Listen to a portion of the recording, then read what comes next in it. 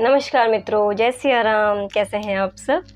आशा है आप सभी कुशल मंगल होंगे। कल आप सबकी पाप मोचनी एकादशी अच्छे से व्यतीत हुई हो। आज ये वीडियो बना रही हूँ। सबसे पहले तो क्षमा मांगती हूँ, बहुत दिनों से कोई वीडियो नहीं डाल रही क्योंकि जीवन में बहुत कुछ घटित हो रहा था। मेरा तो आजकल सोल कनेक्शन प्रभु अनायास ही बहुत सारा करवा देते हैं, तो बस बहुत सारी चीज़ें घटित हो रही थी, इसलिए कोई वीडियो नहीं बना पा रही थी। दूसरा, स्वास्थ्य थोड़ा सा नासाज हो गया था, अभी भी थोड़ा सा है, वो जब चलता रहता है। तो कल है वारुणी योग, कल बुधवार है।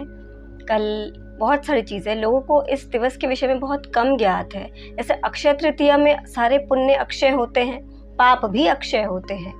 तो इसलिए जो कल का भी दिवस है, यदि पुण्य अक्षय होंगे तो आप यदि कुछ पाप करते हैं वो भी आपको अक्षय ही फल देंगे। तो प्लीज़ कल कुछ भी गलत मत कीजिएगा। अभी आगे वीडियो में बता रही हूँ। इसके विषय में बहुत सारे हमारे ग्रंथों में लिखा है। भविष्य उत्तरोत्तर पुराण में लिखा है, स्कंद पुराण में लिखा हुआ है, फिर निर्णय सिंधु, धर्म सिंधु, इनमें इसका वर्णन आता है।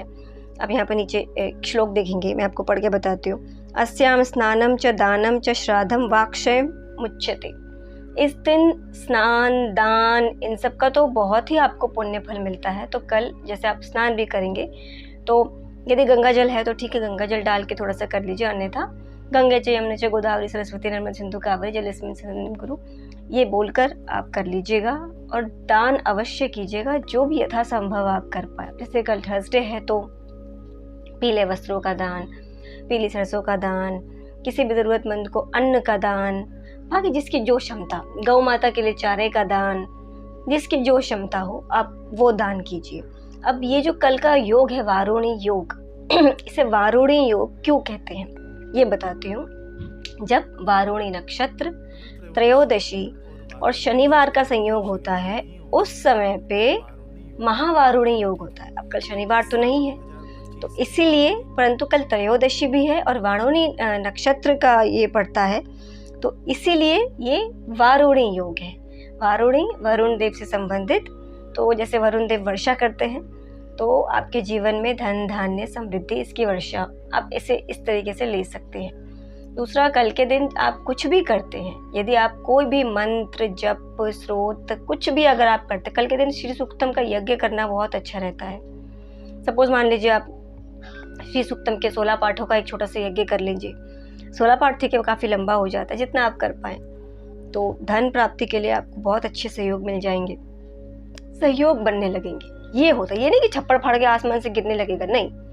हर चीज का मर्म समझिए, लिटरेट रूप में मत लीजिए। यदि आप कोई भी मंत्र करते हैं, स्रोत करते हैं, कुछ भी, इवन अगर आप ध्यान करते हैं प्रभु का, वो भी एक तरीके से जप में आ जाएगा, तप में आ जाएगा। ये कर लीजिए। कल के दिन क्या क्या नहीं करना चाहिए, पहले एक आध स्रोत आपको मैं और बता दूं।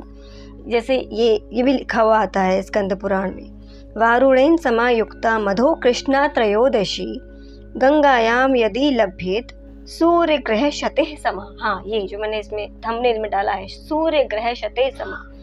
100 सूर्य ग्रहण में हम जो भी कर्म करते हैं उसका जो भी पुण्य फल होता है। जैसे जो हम कहते हैं ना कि सूर्य ग्रहण में यदि आप कोई भी तपस्या कर रहे, जप कर रहे, उसका फल बहुत मिलता है।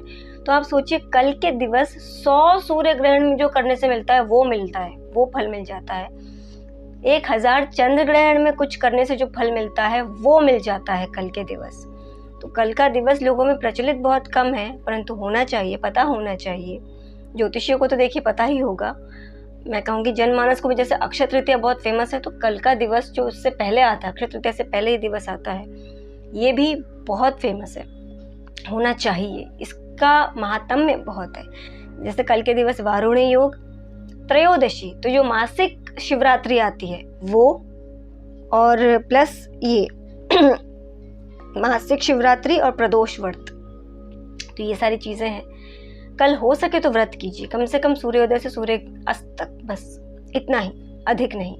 और देखिए सूर्य अस्त, सूर्य उदय सब जगह अलग अलग होता है, तो इसका ये जो पालन किया जाता है, सूर्योदय से सूर्यास्त तक किया जाता है। अलग अलग देश काल के हिसाब से अलग अलग टाइमिंग होगा। दूसरा, आप क्या क्या नहीं करना चाहिए कल के दिवस, आप भूल कर भी दैहिक संबंध मत बनाइएगा। आवश्यक नहीं है तो आवश्यक नहीं, वैसे भी एक दिन कंट्रोल करने से कुछ नहीं होगा। ये चीज़ें, किसी की भी निंदा मत कीजिएगा, क्रोध मत कीजिएगा, किसी भी जीव को कष्ट मत दीजिएगा, ये तो बिल्कुल मत कीजिएगा। चाहे वो गौ माता हो, श्वान हो, कुत्ता हो, सूअर, कोई भी हो। ये सब यदि आप करते हैं तो जैसे पुण्य अक्षय होते हैं, बहुत लाभ देते हैं, पाप भी उतना ही बढ़ेगा। वो इतना सा किया गया पाप इतना बढ़ेगा। वो कहते हैं ना तिल का राई का पहाड़, वो वाली चीज़ हो जाएगी। एक चीज़ और कहना चाहूँगी, जैसे अभी कुछ समय पहले इसलिए ध्यान में आ गया, जैसे हमारे ज्योतिष वाले उसमें किसी ने डाला था कि सिजेरियन करवाना है तो कौन सी डेट पे करवाएं। तो उसी से रिलेटेड मुझे कुछ ध्यान आ गया। कल के दिवस यदि कोई सिजेरियन करवाना चाह रहा हो तो मैं कहूँगी मत करवाइए, इसके लिए शुभ नहीं होता। देखिए, यदि इमरजेंसी आ जाए, कोई ऑप्शन नहीं है, तो बात अलग है, तो बात बिल्कुल ही अलग है। यदि नॉर्मल डिलीवरी हो जाए तो भी बात अलग है, वो बच्चे का अपना भाग्य है, क्योंकि इस समय वैसे भी 4 ग्रह एक में है तो कुंडली वैसे भी श्रापित होनी है।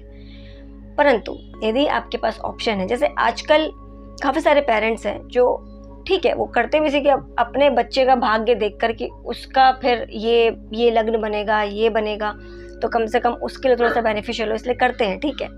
बट कल अगर आपके पास ऑप्शन हो तो आप सिजेरियन मत करवाइएगा, यदि ऑप्शन है। यदि इमरजेंसी आ जाए तो बात भिन्न है।